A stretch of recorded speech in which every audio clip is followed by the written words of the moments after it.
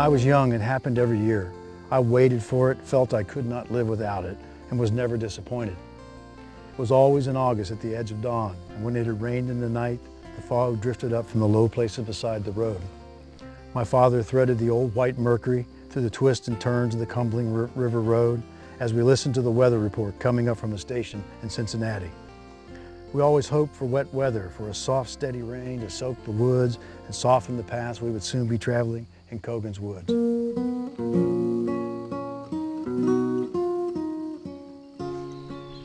This fellow right here, Ron Ellis, wrote a book called Coganswoods. Somebody gave it to me years ago, said, you gotta read this. So I climbed up in a tree stand and I started reading this book. Yeah. And I thought, man, oh man. Anybody who's ever hunted with a relative, or especially your father, squirrel hunted back in the day when that's all we had going on, Yeah. it's have-to reading. The taking of the gear from the trunk was done with a great deal of ceremony. Dad poured himself another cup of coffee from the thermos, lit a cigarette, and then stood quietly for a few minutes just studying the darkness and listening. Though I was close by, I suspect he was, during those brief moments, very much alone with his memories, and with familiar sounds and voices I could not hear. We spent some time loading our vests with shells, green Remingtons for me and Blue Peter's holes for Dad. Dad finished his last cup of coffee and another cigarette as we stood there in the dark. We traded shotgun shells without fail before going into the woods on every hunt. It was a good luck ritual, a wish for a successful and safe hunt. We placed the good luck shells, which is what Dad called them, into the magazines of the 410s and pumped them into the chambers, the little guns clicking and throwing metallic echoes in the hills that came back to us in the dark. And then, and only then, we were ready.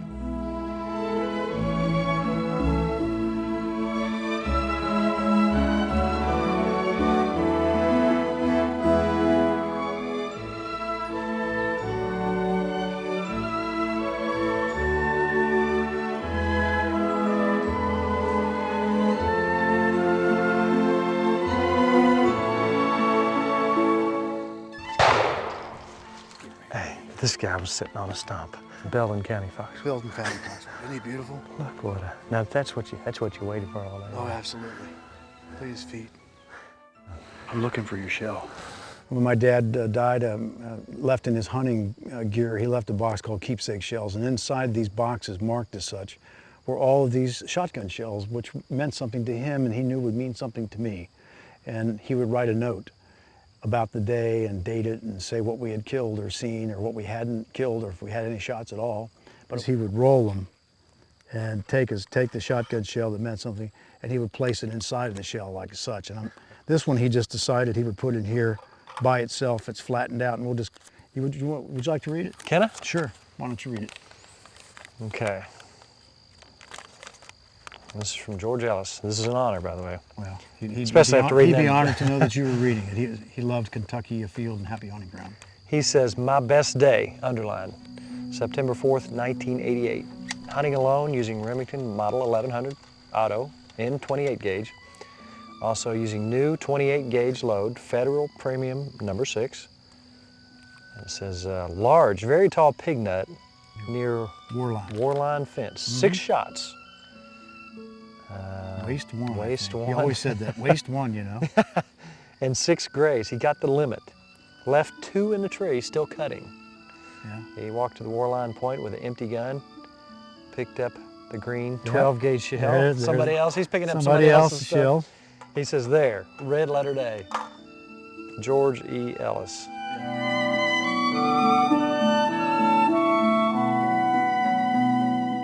He left you things. He left you clues. He left you timepieces. He left you time capsules, you might say.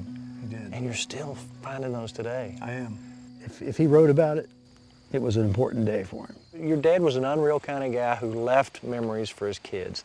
And I hope that my kids have those kind of memories from me. There it is. There it is. Now you know what he'd say. Put a note in it so that you always remember.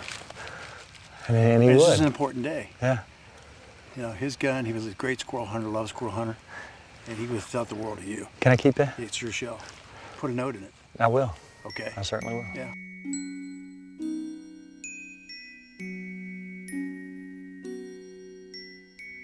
With his shotgun cradled in his left arm, Dad started back down the path, snow building on the shoulders of his hunting coat and the curled brim of his faded green Jones cap.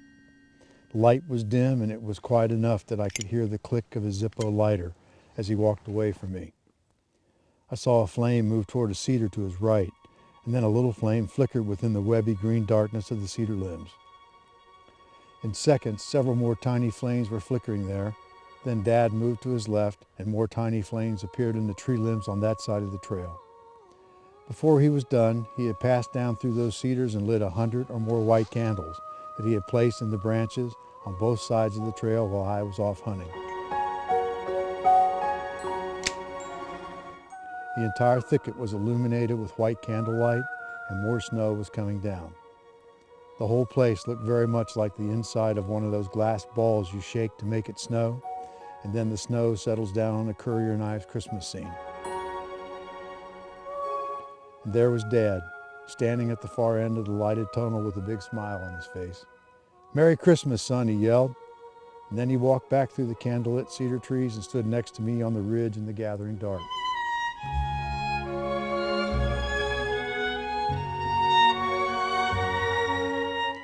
"I always wanted to do this up here all of my life," he said. "This place has always felt more like Christmas to me than any place I've ever been. There's just something about the way the hills roll and the way the light comes in here in the evening. It gets all stained with the color of these cedars."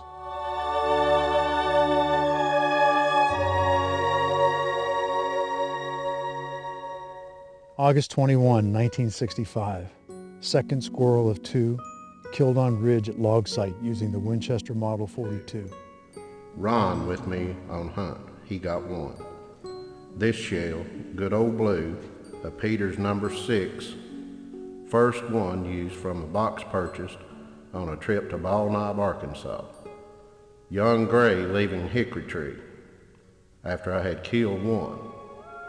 Lovely morning and a lot of fog.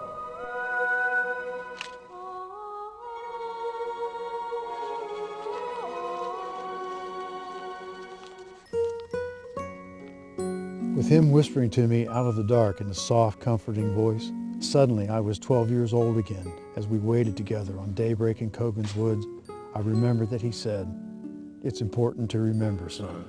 It's so important to remember."